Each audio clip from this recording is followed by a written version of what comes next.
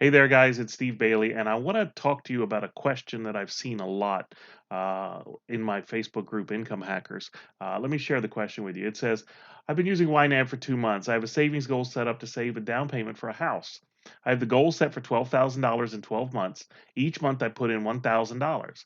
I'd like to move that money to my savings account, but when I do that, it messes up my totals and the accounting on my running total for that goal. How is this supposed to be done? Well, it's a good question. Savings goals are a great way for you to get where you need to be, but when you start moving money between categories, it can, or between accounts rather, it can mess things up. So let's take a look. So I've set up a demo um, account, a demo budget in YNAB. This is brand new. I created a checking account, I created a savings account, and what I'm going to do is I'm going to show you how this is to be done. So what I'm going to do is I'm going to go in for January 1st. Actually, we'll do January 2nd. And I'm going to record a paycheck. And I'm going to record a paycheck of $1,500. Okay. Then I'm going to go into February 2nd, just so I can have a few months to show you how this works. And I'm going to do a paycheck. And it's going to be inflow to be budget. It's going to be $1,500. And then I'm going to go into March and I'll do today. And I'm going to do a paycheck. And I'm going to do another $1,500. Okay, so there's 3 paychecks from 3 months. So now what I'm going to do is I'm going to go back into the budget and I'm going to take this savings goal and I'm going to create a goal for my house down payment. And I'm going to create a goal exactly like you did a year from, I'm going to say a year from January, um, just because that's when I created it. So I'm going to say, actually, I got to go forward. January 1st, I want to have $12,000. It's a target savings balance. That's what I want to do. Okay. By January 22nd. Same thing. Okay. So this is kind of off a little bit, but you get the idea. As far as it says, you need to budget $932 because of where we're starting in the beginning of the year. But let's just pretend it says $1,000 a month. So what I'm going to do for January is I'm going to take and I'm going to budget $1,000. That leaves $500 to be budgeted. I'll put that under clothing. Just for the purposes of this demo, it doesn't matter. But one of the goals in YNAB is you give every dollar a job. So I'm giving $1,000 to this job and $500 to this job. So now I'm going to move into February, and I'm going to do the same thing. I'm going to put $1,000 into this goal, and I'm going to put $500 into this goal. Oh, not 5,000, 500.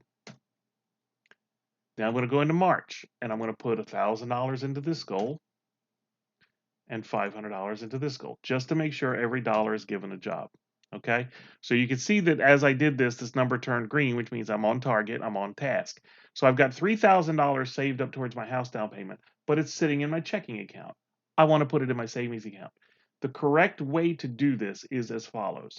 You want to go to your checking account. You want to create a transaction.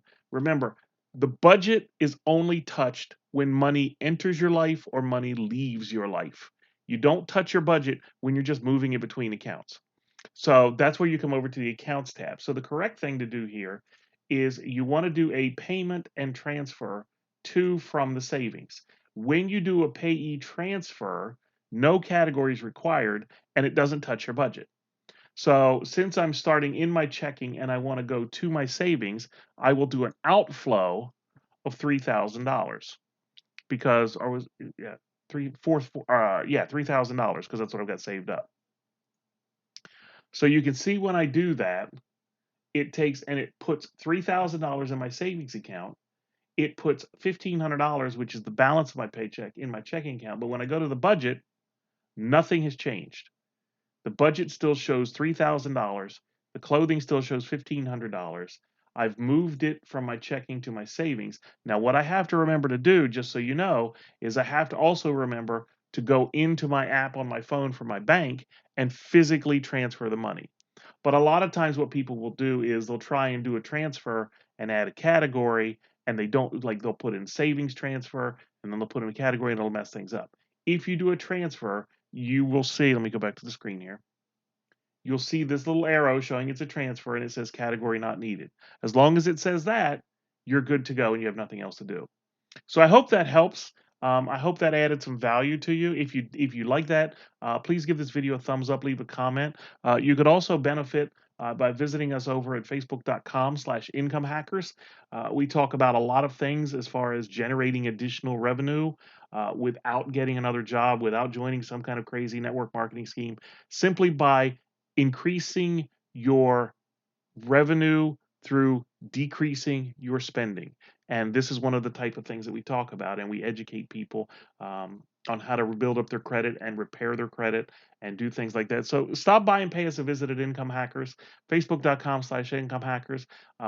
Thanks a lot. I hope you enjoyed the video. Take care. God bless.